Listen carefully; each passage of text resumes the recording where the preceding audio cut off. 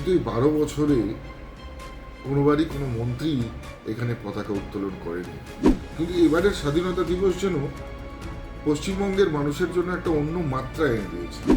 এবং এই প্রথমবার কলকাতার রেড রোডে যে আয়োজন করা হয়েছে 15 দিন আগে থেকেই তিরঙ্গা যাত্রা, এরা অলরেডি নিয়ম করে সপ্তাহে কেউ একদিন কেউ দুদিন সম্মানীয় এমআইসিরা বসছেন। ভারতবর্ষের প্রত্যেকটা মা চায় যে নেতাজির মতন সন্তান যেন তার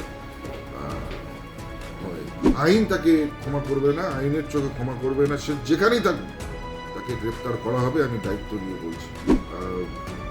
আমি বলবো যে একেবারে ভব্য আয়োজন। দেশের আজকে ৮০তম স্বাধীনতা দিবস। আপনারা দেখছেন যে সারা দেশ জুড়ে যেভাবে মহা ধুমধামের সঙ্গে উদযাপিত হচ্ছে আজকের দিনটি। কিছুক্ষণ আগেই দিল্লির লালকেল্লা থেকে ভারতবর্ষের মাননীয় প্রধানমন্ত্রী তিনি পতাকা উত্তোলন করেছেন এবং জাতির উদ্দেশ্যে ভাষণ দিয়েছেন। এবং এই প্রথমবার কলকাতার রেড রোডে যে আয়োজন করা হয়েছে, আমি বলবো যে একেবারে ভব্য আয়োজন। এবং সর্বোপরি সেখানেও দেশের প্রধানমন্ত্রী পতাকা উত্তোলন বড় জায়েন্ট স্ক্রিনে দেখানো হয়েছে। এবং এটা নিশ্চিতভাবে যে পশ্চিমবঙ্গে প্রথমবার আমরা এবার দেখেছি যে স্বাধীনতার 15 দিন আগে থেকেই তিরঙ্গা যাত্রা, প্রত্যেকটা স্কুল থেকে শুরু করে কলেজ, প্রত্যেকটা সরকারি বেসরকারি প্রতিষ্ঠানে আমরা এই তিরঙ্গা যাত্রার যে আয়োজন দেখতে পেয়েছি, নিশ্চিতভাবে সেটা দেশভক্তির এবং দেশের প্রতি আমাদের যে গভীর শ্রদ্ধা রয়েছে এবং দায়িত্ব রয়েছে, যে কর্তব্য রয়েছে, তার পরিচয় দেয়। স্বভাবতই বলবো যে আজকের দিনটি যেমন আমরা প্রত্যেকবার স্বাধীনতা দিবস সারা দেশ জুড়ে পালন করলেও পশ্চিমবঙ্গের মানুষ কোথাও গিয়ে পশ্চিমবঙ্গের মানুষের মধ্যে একটা দুঃখ কষ্ট কাজ করত। কিন্তু এবারের স্বাধীনতা দিবস যেন পশ্চিমবঙ্গের মানুষের জন্য একটা অন্য মাত্রা এনে দিয়েছে। এবারের স্বাধীনতা দিবস যেন পশ্চিমবঙ্গের প্রত্যেকটা নাগরিকের জন্য একটা নতুন স্বাধীনতা দিবস।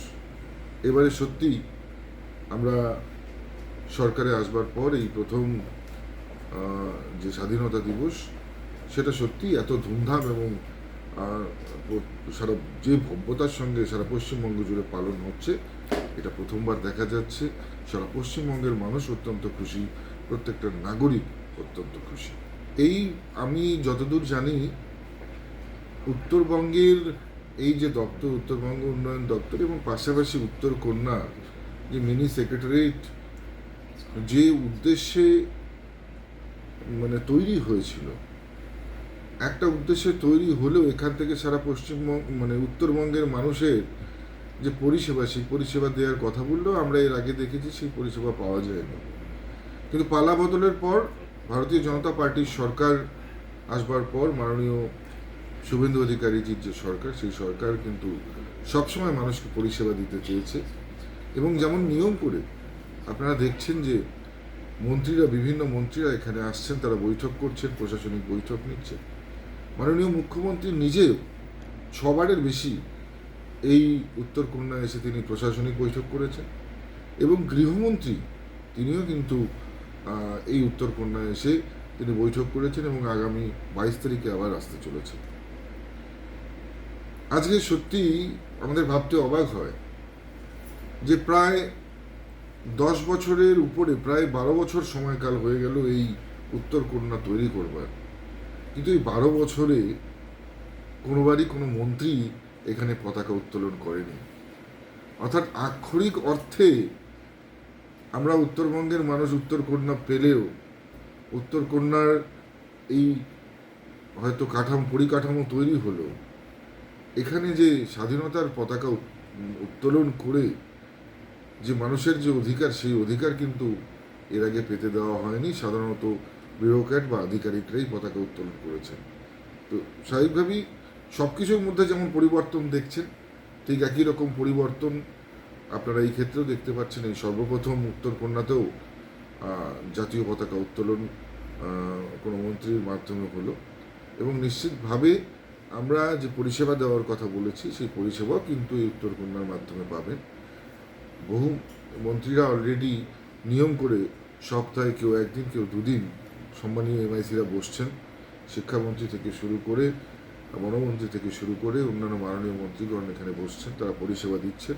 এবং আগামী দিনে আরও অন্যান্য মন্ত্রী যারা রয়েছে, দক্ষিণবঙ্গের যারা মন্ত্রী রয়েছে তারাও আসবেন, তারাও এখানে তাদের নির্দিষ্ট চেম্বার থাকবে, তারাও বসবেন, সাধারণ মানুষের কথা শুনবেন, সাধারণ মানুষকে পরিষেবা দেবেন।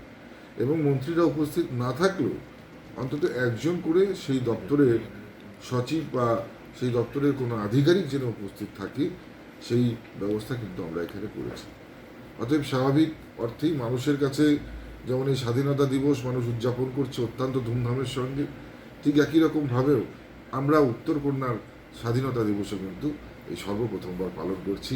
এখানকার যারা কর্মচারী রয়েছে, এখানকার যারা স্টাফ রয়েছে, এখানকার যারা কর্মী রয়েছে, সহযোদ্ধা রয়েছে, সবাই এই সর্বপ্রথম এই স্বাধীনতা দিবসের স্বাদ তারা উপভোগ করছে, সবাই মিলে একসঙ্গে উৎসবের মতন করে এই স্বাধীনতা দিবসকে উদযাপন করছে। নেতাজি সুভাষচন্দ্র বোস আমাদের কাছে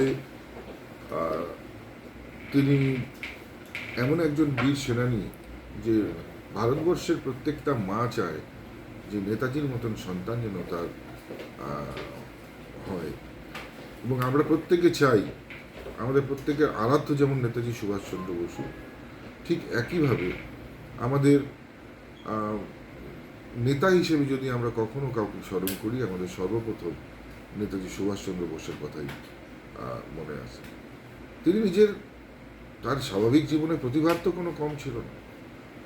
সেই সময়ে তিনি পরপর তিনি বেশ কয়েকটি পরীক্ষা, আইসিএসসি পরীক্ষায় সেই সময় তিনি উত্তীর্ণ হন। তিনি ভালো একজন বিউরোক্র্যাট হয়ে তিনি স্বাচ্ছন্দ্যের সুখের জীবনযাপন করতে পারতেন।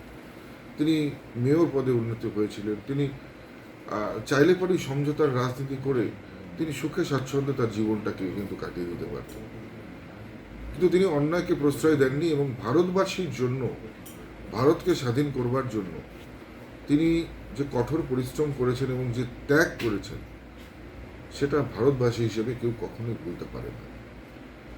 আর যারা তার নামে কুৎসা করছে, যারা তাকে অপমান করেছে, নিশ্চিতভাবেই আমি বলবো তারা মূর্খের স্বর্গে বাস করছে। যারা তাকে এখনো অপমান করছে, এখনো অপমান করে যাচ্ছে, আমি আপনাদেরকে বলে যাচ্ছি এই খবর আপনারা প্রকাশ করবার পরেও তার নিচেও যদি কেউ কমেন্ট করে, এর সম্বন্ধে বাজে কমেন্ট করে, ইমিডিয়েট পুলিশি অ্যাকশন নেওয়া হবে।